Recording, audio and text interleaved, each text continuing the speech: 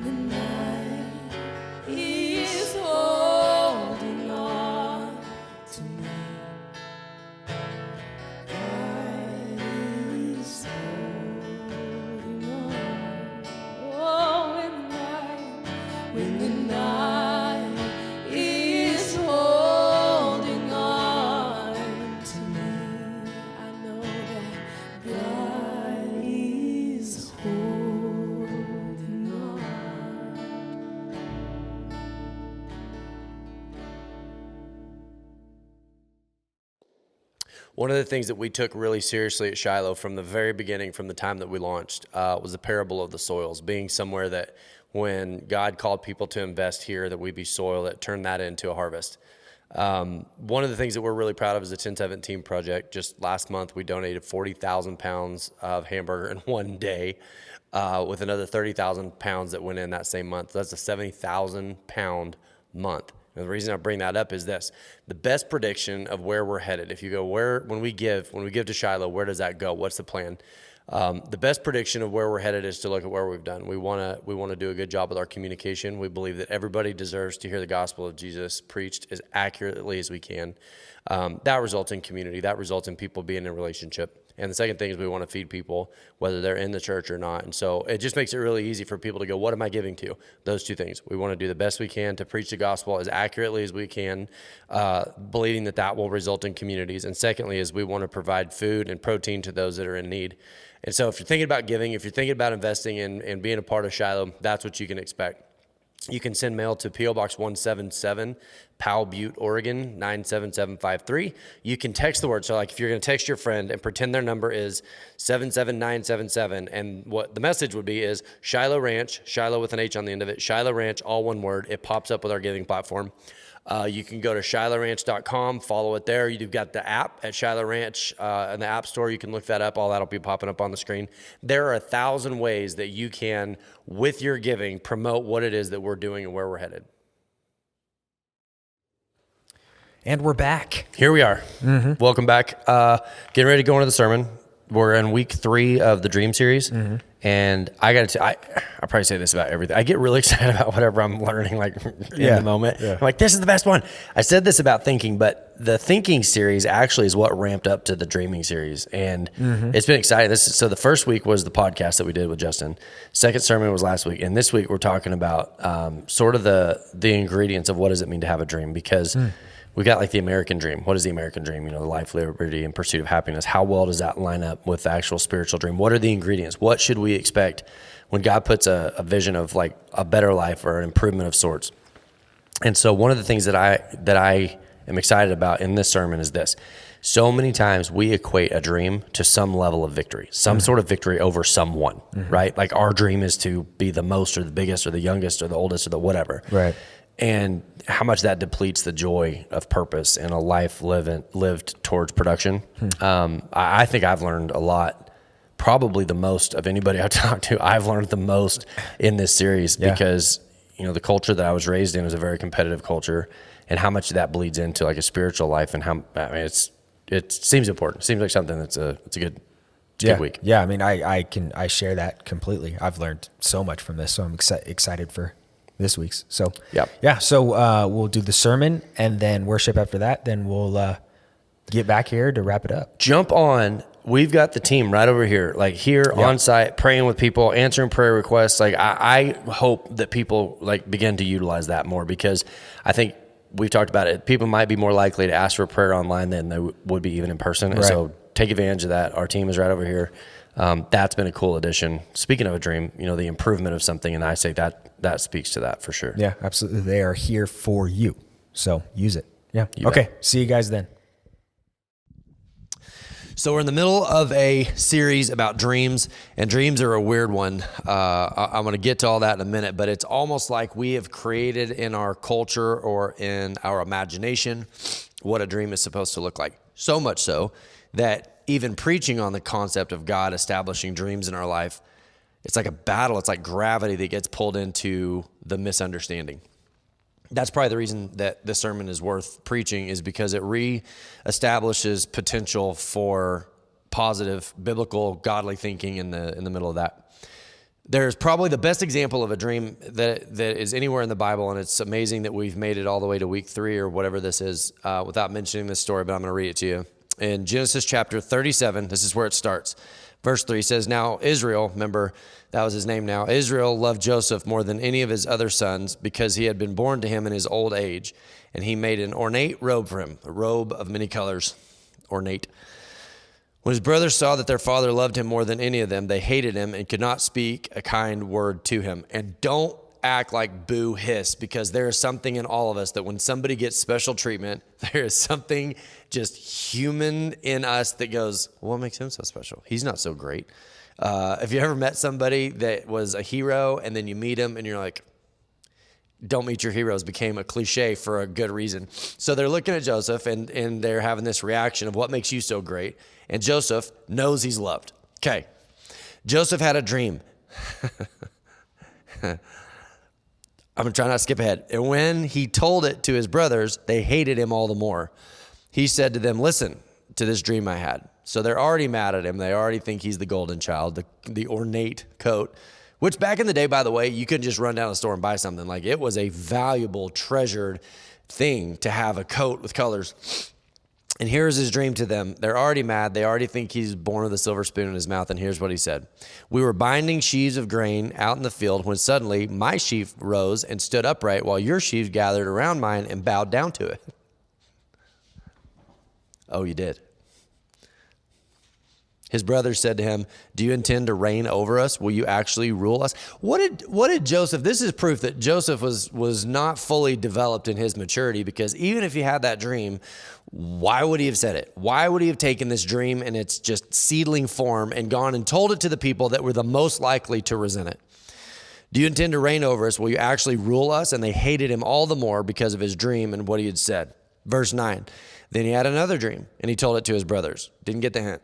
Listen, he said, I had another dream, and this time the sun and the moon and the 11 stars were bowing down to me.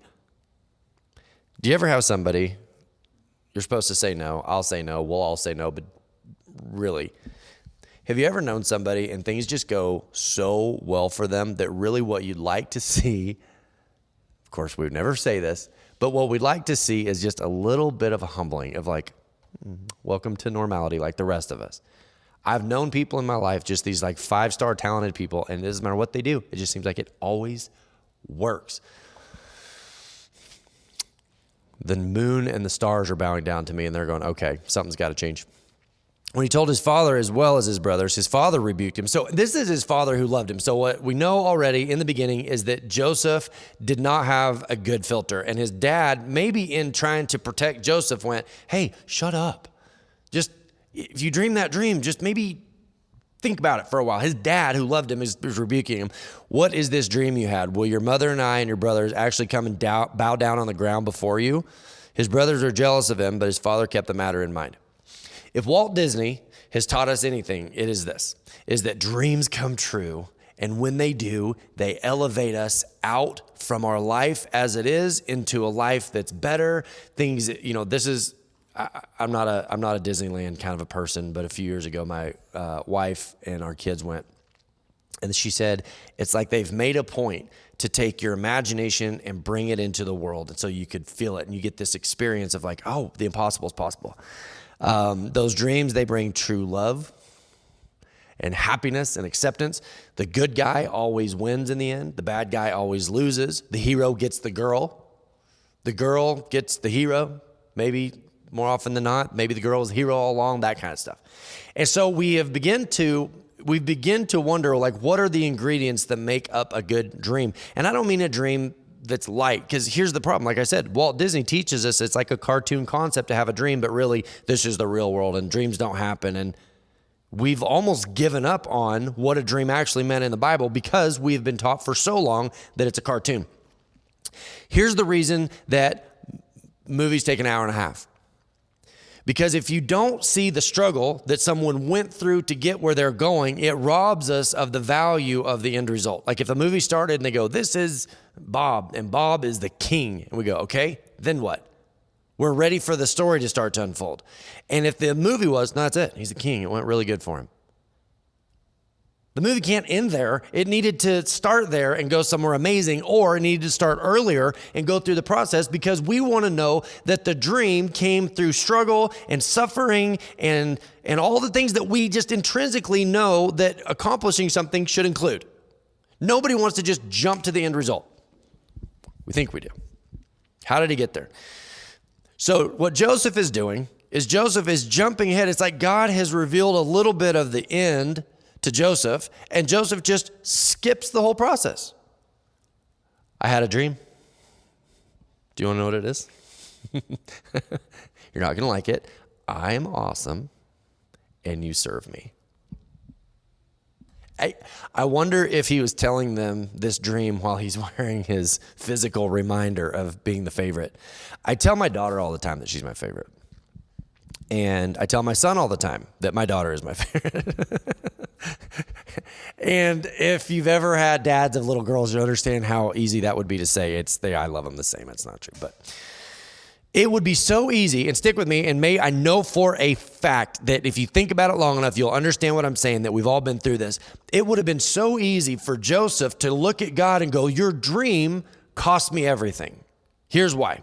Verse 17. So Joseph went out to his brothers and found them near Dothan, but they saw him in the distance, and before he reached them, they plotted to kill him.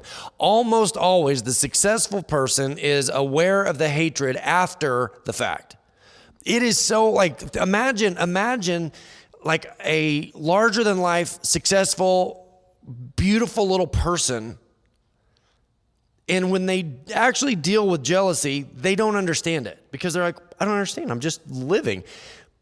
People that are less talented and less happy and less gifted, we understand jealousy maybe a little faster. Joseph obviously does not grasp what is going on in the dynamic here. Verse 19, here comes that dreamer, they said to each other. Come now, let us kill him and throw him into one of the cisterns and say that a ferocious animal devoured him. Then we'll see what comes of his dreams. This is not the sermon, but let me tell you, the moment they decided to kill Joseph proves that they had spent time dwelling on jealousy. They had spent time having this conversation because nobody's going to suggest something that drastic without a ramp up to it. The way that you talk, the thoughts that you foster matter. It will lead you to whatever direction you want to go. Speaking of dreams, so many times the reason we're not pursuing what's positive is because we're dwelling on what is negative. Side note. So when Joseph came to his brothers, they stripped him of his robe. How long into the attack do you suppose it was before Joseph was like, I think they're serious. Hey guys, what's going on? What are you doing? What's going on? They stripped him of his robe, the ornate robe that he was wearing. It's one thing to have it. It's another thing to just rub it in everyone's faces. Hey guys. They took him and threw him into a cistern. The cistern was empty and there was no water in it.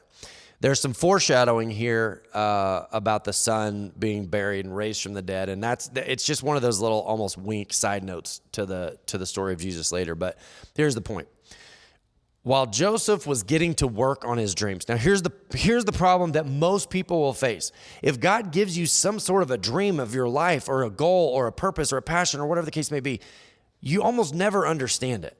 Almost never does He give someone the steps on how to get there. It's almost like sometimes we get like a sniff or a whiff of the finish line, but we have no idea how to start working on it. I think a lot of people are going, I feel like I'm destined for more, but I don't know what to do. And so Joseph just is like, he's getting to work on his dream. But while he's getting to work on his dream, God is getting to work on Joseph. I think sometimes God is working on you while you're distracted working on something else, and you don't realize that the process is already underway. Brandon Grindle, I was going over some of this with him just a minute ago, and Brandon Grindle showed me this quote, and I love it. Pablo Picasso said, every act of creation is first of all an act of destruction. And here's what I mean by that. Lacey pointed it out too. There's that verse in the Bible that says a kernel is born into a ground. The dream of life is born into the soil, but the kernel dies. The shell dies first so that the life that's inside it, the destruction, gives birth to creation. And I think what we see in Joseph, they go, okay, we can't just let him die. A little moment of, okay, hang on a second. We're not going to let him die. We'll sell him into slavery. Joseph gets a dream, starts to try to make it happen somehow, and is crushed. And it would have been so easy for him, as he's sitting in the cistern and being sold into slavery, it would be so easy for him to say what I know that we have thought, and maybe you've even said it, this dream has cost me everything. This dream cost me everything. It's like I wish I would have never even got the dream in the first place. It would have been so much easier if I had no purpose and no ambition and no passion. But the problem was this. The dream was not what caused the problem. Joseph's immaturity was. It was Joseph's decisions. To hold yourself accountable. It was Joseph's decisions that cost him, not the dream. The dream was not the problem. It was Joseph. And if your dream is winning, we're going to get more into this next week. But if your ultimate dream is just to lord it over people, There's a C.S. Lewis quote that says, pride takes no joy in having something, only having more of it than the next guy. If your dream is to be in superiority over everyone, God's going to be a constant source of frustration for you. And if there was a little element of what Joseph was experiencing was someday I'm going to be better than all of you, God goes, I'll fix that along the way. Dreams are always, and like I said, I know that I'm saying the word dreams, and I know that at a glance it's easier to kind of dismiss. When I say dreams, what I mean is a purpose for your living, a reason, a justification for your existence, because you're aware that you're taking up resources, you're breathing in the air, you're eating food, you're existing in the world, but then why? What is the purpose? What is our justification for existence? And we all want, guys, men's Bible study at 7 o'clock on Thursdays there in Powell, Butte, here in Powell, Butte. Here's what I want you guys to talk about is this. I want to consider the fact that as men, and I can't speak for a woman's perspective, I can speak for my own. We want to be drawn to more. We want to be drawn into something bigger than we are. We want to be a part of something that's bigger than ourselves. We want to believe that there's a dream and a purpose and a passion, but those things exist uphill. They exist uphill from where we are currently. More discipline, more wisdom, more knowledge, this process, this Herculean effort that I'm going to go through all of this suffering and all these hard times, and something better than I am now is going to emerge. And yet, going back to Walt Disney, what we're told is our dreams will give us the things that are currently downhill from our current selves. I hope I'm making sense. The Walt Disney version of a dream is you'll have rest and relaxation, and you'll have superiority, and you'll have comfort and power and acceptance. And the problem is those two things don't, it's oil and water. It's like, God, we feel drawn to something bigger, but yet we're in the back of our minds thinking that if we accomplish those, then we'll be downhill. We want something that makes us better, but it gives us something that doesn't require us to be better at all.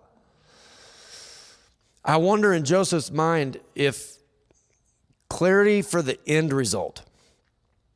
If God would have told him the details of the end result, if that would have helped him through the process. And I wonder if maybe that's why God did. I almost wonder if God had to give him a little, almost a smell of the end result. Granted, he messed it all up, but that had to have been what he clung to when he was thrown into a pit or sold into slavery, or then he's promoted, but then he's back into prison again. I think that God had to give him a little smell of like, hey, this is all going somewhere that's worth it. And I think that's the point of this, is that you are being called uphill to something better, and it's worth it. It's very wordy, but Lacey says like, hey, if you'll put something like a hook, if you'll put like something that rhymes, as much as you hate it, people will remember it. This is as close as we'll probably get. Which ingredient? Is it the Joseph of coat of many colors? Is that the real me? Is that the ingredient of my dream that is actually the real me? Is it fighting with my family? Is that real me? This chaos, this frustration that seems to follow me, is that the real me? Is that the real Joseph? Is that who I'm actually going to be? Is it in a pit? As Joseph is sitting in the pit, is he going, is this the real me? How many times in your life have you been, maybe your job doesn't work out and you go, am I a failure? A marriage doesn't work out and you go, am I a failure? Something goes well, you get promoted. Am I a winner? See what I mean? We're trying to decide which one of these ingredients is the actual dream. Is it victory? Is it success? Is it, the dream I had as a child? Which ingredient is the real dream? Which one is the real me? We had some friends growing up when I was a kid, and they were Cajuns, and I would love to demonstrate a Cajun accent, and I'm not going to. The real deal Cajuns, Southern Louisiana, the whole Cajun culture. And they used to make my favorite thing that they used to cook, because if you've never had Cajun cooking, actual Cajun cooking, not like the commercialized, if you've ever had true, genuine cooking in Louisiana from people who know what they're doing, they make what's called a jambalaya. And jambalaya is my absolute favorite, and here's why. Is each ingredient is laid out on the table, but they get added in different forms and at different times in the process. Like it's almost like a puree. If you think of like a puree that's crushed and made into a paste, and like that's kind of the idea behind jambalaya. Some ingredients are added whole. Shrimp, put shrimp in. They go in whole. But then you've got other things that are crushed first. These spices or these peppers or whatever, and they're dried, and the drying process allows them to be crushed more effectively. And then as they're crushed and then added in, the thing is like maybe in its original form it's crushed and it's no longer that, but the flavor of what was there as it's crushed allows it to permeate in throughout the rest of whatever you're going to cook. There are things that are softened by the boiling. There's something that are hardened. But here's what you're left with. What you're left with in the end, what you're left with is a conglomeration that is better than each individual ingredient. Any one of those things is not as good as the whole. And the whole, the jambalaya, what you're left with, wouldn't be as good without each one of those individual seasonings that go into it. Didn't think we were going to talk about jambalaya at church today, did you? There's a story about Job, and we think of the dream as like, I want to gain more, and I want to be the victor, and the hero gets the girl, and that sort of thing. I want to be wealthy and accepted. And yet one of the heroes of the Bible is a guy named Job, and his story went the opposite. He was here, and God allowed everything he had to be taken away, even his health and his friends were doubting him. And see, when we're a hero, everybody's like, how did you do it? Walt Disney tells me that when I accomplish my hero status, I'm going to be loved and accepted. I might even get carried out on everybody's shoulders. And yet, sometimes the ingredients in our life, God allows a seasoning to be added of defeat and sadness and confusion.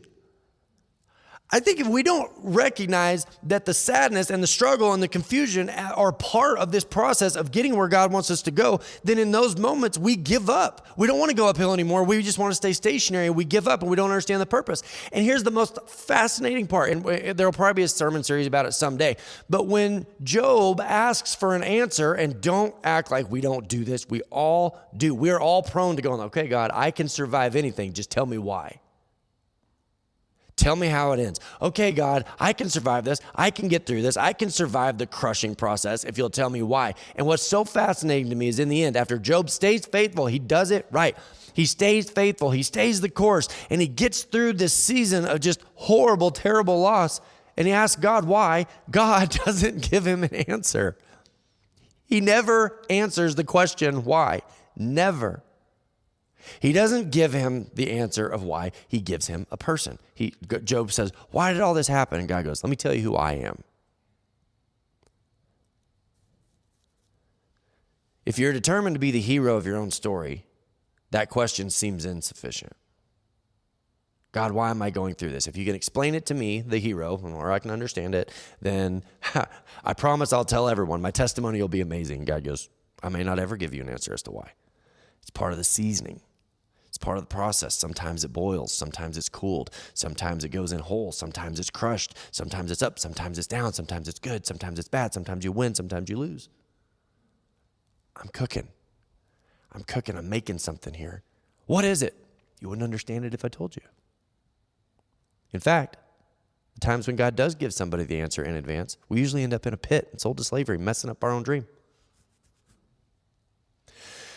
I think sometimes we forget. We remember all things work together for the good. What does all things work together for the good mean? That doesn't mean only the good things. It means everything works together for the good. And some of the frustrating times have to be boiled out over time.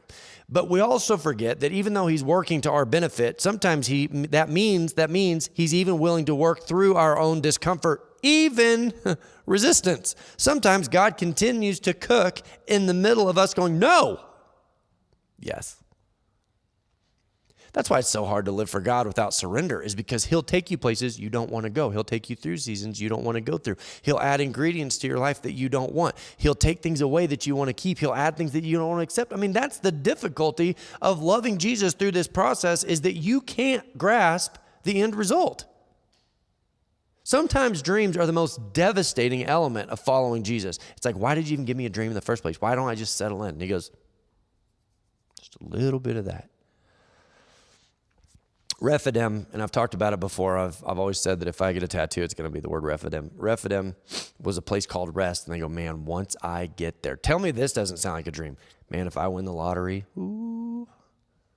I have people, and I know they mean well. They say all the time, hey, if I win the lottery, I'm going to tithe. And it's almost like they're like, do you hear that? Your church? Oof, boy, God, what you could do with that money.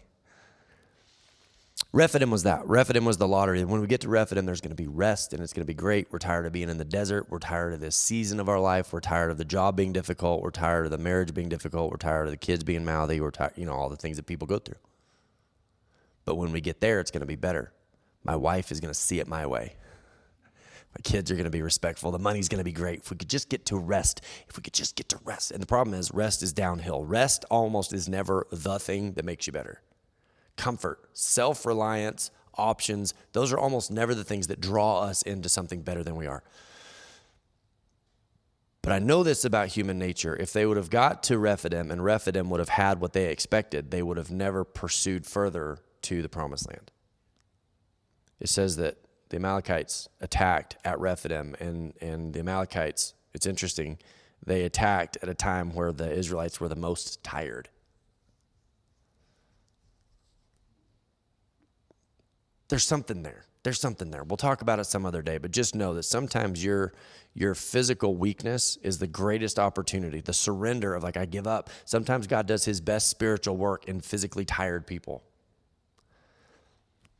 Genesis 45, let's skip ahead. Joseph goes up and down, and I mean all the things that he goes through, and then he's elevated again, and actually Joseph's story kind of does follow an interesting movie. I would love the movie of Joseph's life would be interesting, and here's why. He goes to verse 3, and it says that the brothers, there's been a drought. If you haven't heard this story, I'm assuming most of you have, but if you haven't heard this story, there's a drought in his homeland, and his brothers come to Egypt. Joseph has been elevated to second in charge again, the second time. First time he got thrown in prison because he wouldn't sleep with his boss's wife. It's a whole Hollywood thing.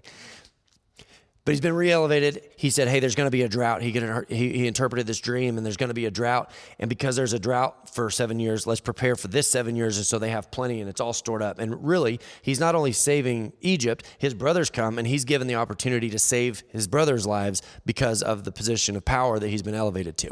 Now remember, in the beginning, he thought, I'm going to be elevated, and you're going to worship me. You're going to bow to me. Sounds good. I like that dream. Let's do it. Where do I sign? So verse 3 says, Joseph said to his brothers, they didn't recognize him. He had changed so much. He had become such an Egyptian that they didn't even recognize him. Sitting in a room talking to him, and he's speaking a different language. They didn't even recognize him.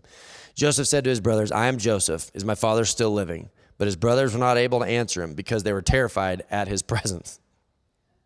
Isn't this doesn't this sound like a Tarantino moment in a movie where you're like, here comes the revenge. And here's what sucks about being people. Revenge feels so good in the moment. There's a part of us that wants to just say, yeah, Joseph, they sold you into slavery. They threw you in the pit. They thought you weren't special, but you were. Look around. You obviously were. And look what happens. Let's drive the point home. And so the brothers are obviously thinking this. They're obviously aware of the fact that, hey, he's in a position of power. We can't do anything about it. They were terrified at his presence. Remember I said that God puts ingredients in, and then in our lives, if we could think of our lives more like a puree or a jambalaya version of life where God says, I'm going to add every season of life until something is better, and it's going to be to the benefit of those around you. Your life is going to be poured out like an offering to the hero who is Jesus. Jesus is the hero of the story, not us. And I think sometimes when we forget that, we don't understand the process. And he's going, no, I'm going to make something special of your life. And it's going to be a mixture of all these ingredients. Joseph said to his brothers, remember, last time he saw them, he probably said, you can't throw me in this pit. I'm special. You can't take my coat. That's mine. It's because I'm amazing. Have you ever known somebody that's like, they were raised with such privilege that somehow they began to think that they'd earned it, but they hadn't done anything. But they knew they were special, but they didn't know why. That's the condition that Joseph was in when he went into the pit. I'm special. I'm above all you. Why? I don't know. I just am. That's how he goes into the pit. The next time they see him, he says this, I'm your brother Joseph, the one you sold into Egypt. And now, do not be distressed and do not be angry with yourselves for selling me here. Oh. He goes into the pit arrogant and puffed up and resentful. And the next time they see him, he's just pouring out grace. He is pouring out this Jesus flavored answer because his life has been this process that led him. He wasn't special because he was wearing the coat. He was special because God had a call on his life. In the condition that he was in as he went into the pit. It wasn't really all that great. But he reemerges through this whole cooking process as something that can pour out a story of Jesus that says, even though you don't deserve it, I'm going to give it to you. Listen to this. Don't be angry with yourselves. That is grace. If he goes, I'm not going to punish you, but you should feel terrible. That's better than nothing. But he goes, don't be mad at yourself. Don't be mad at yourself for selling me here, because it was to save lives that God sent me ahead of you.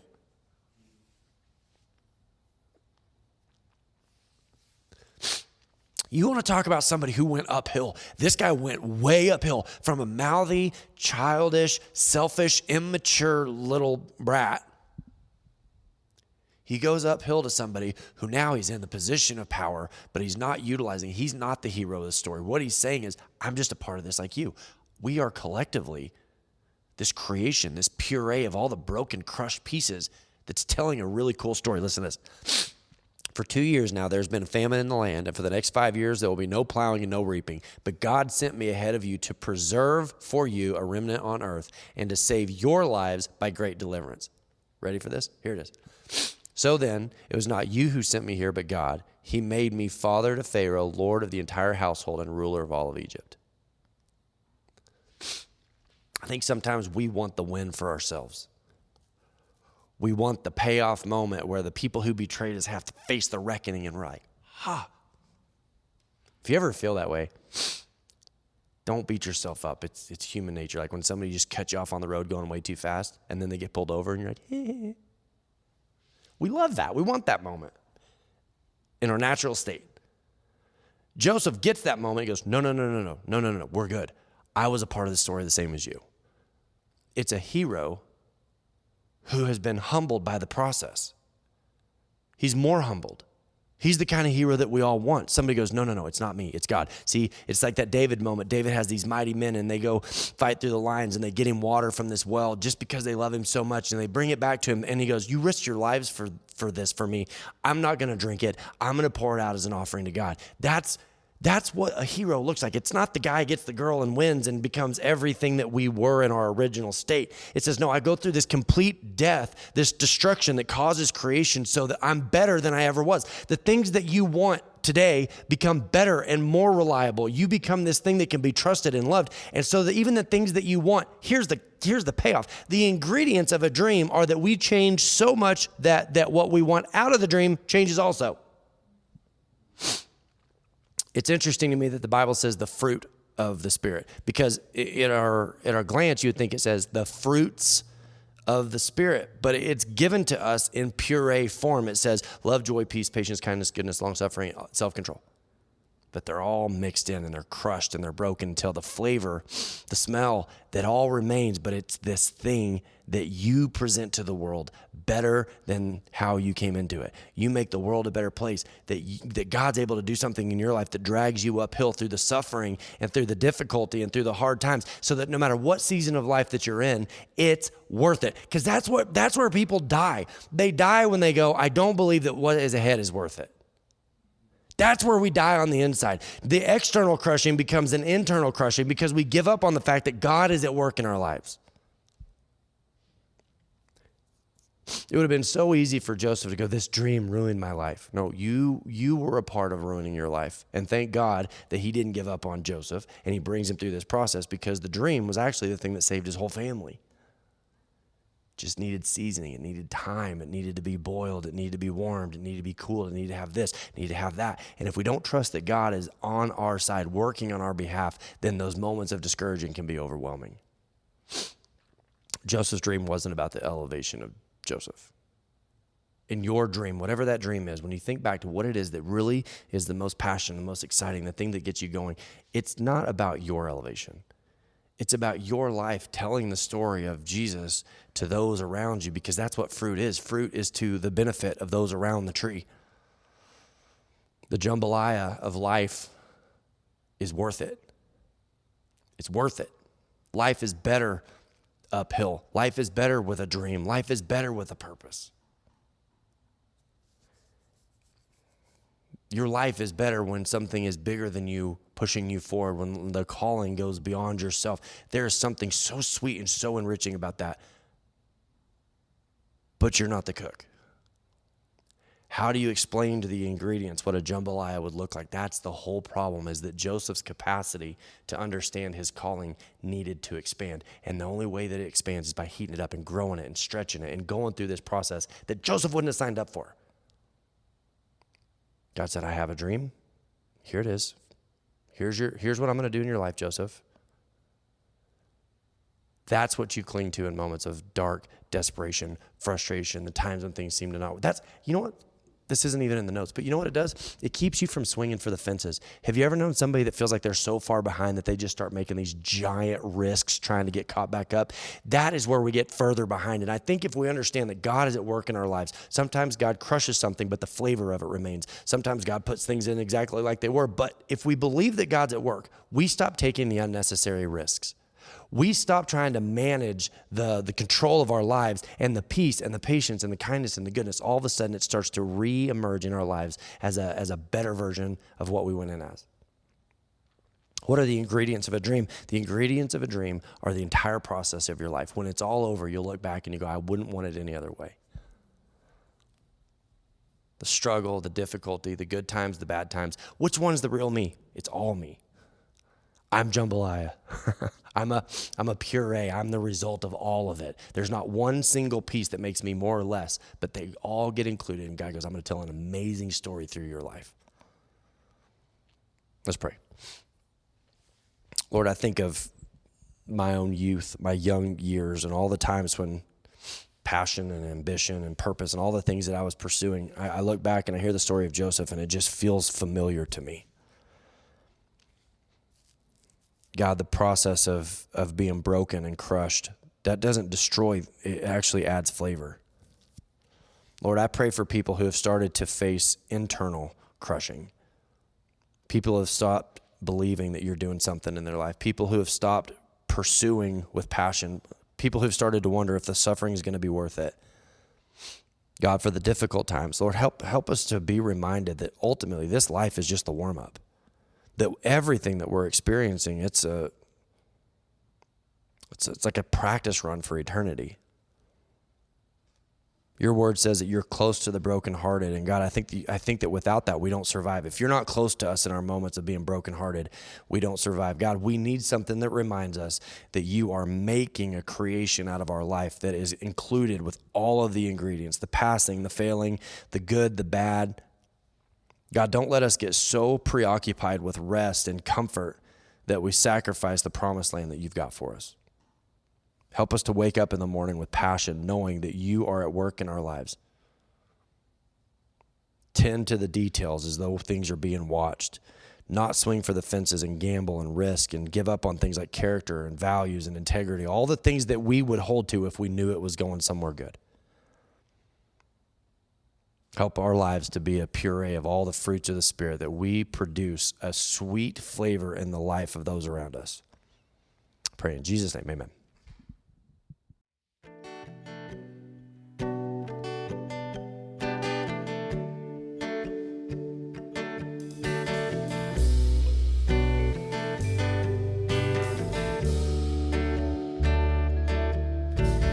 Thank you for the cross that you have carried. And thank you for your blood that was shed.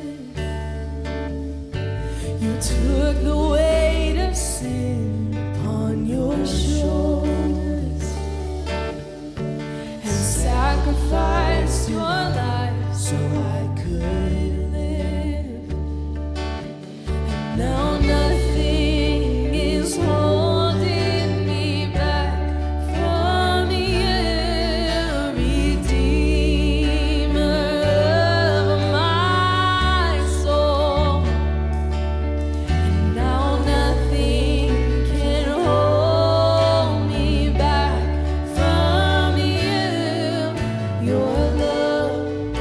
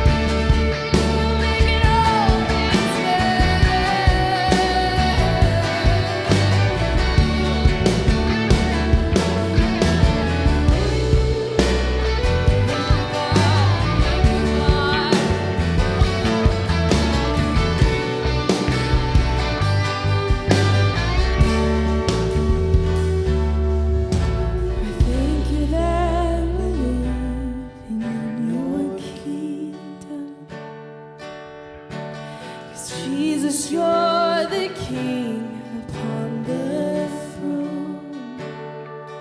And I thank you for the way you always love me.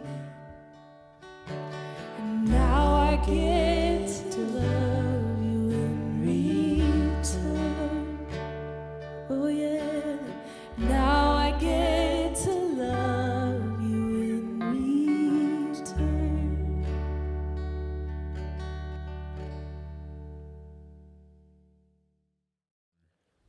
Welcome back. I've always heard there's like the worship, the word, and then the response portion of a service. That's sort of the traditional breakdown. And so if this is the response portion of everything we've just done, Sure. The response is in large part to be willing to share this. Like we've got the link on the social media platforms. You can share that. Levi just said if you text the link to the platform that it'll show up with like a countdown that says when the next service starts. Right. The live Q&A, Monday nights, 7 p.m. Yep. Yeah. And those will. I feel like I'm missing something. I feel like there was more. No. Okay. Well, those are still got the prayer team. And then, hey, if there's something during the week, if you want to email, if you want to direct message and any of the platforms, things like that, I feel like that's one of the things that we're seeing really ramp up is the team that is dedicated to responding to the things that come in. And so, hit us up. I mean, that's literally their people that is their contribution to Shiloh is to be here in response to the people that are, coming in with questions, things like that. So, Yeah. And I was thinking invite, your friends and family to the online service. I mean, you can invite them to your home and have breakfast. I know some people that do that.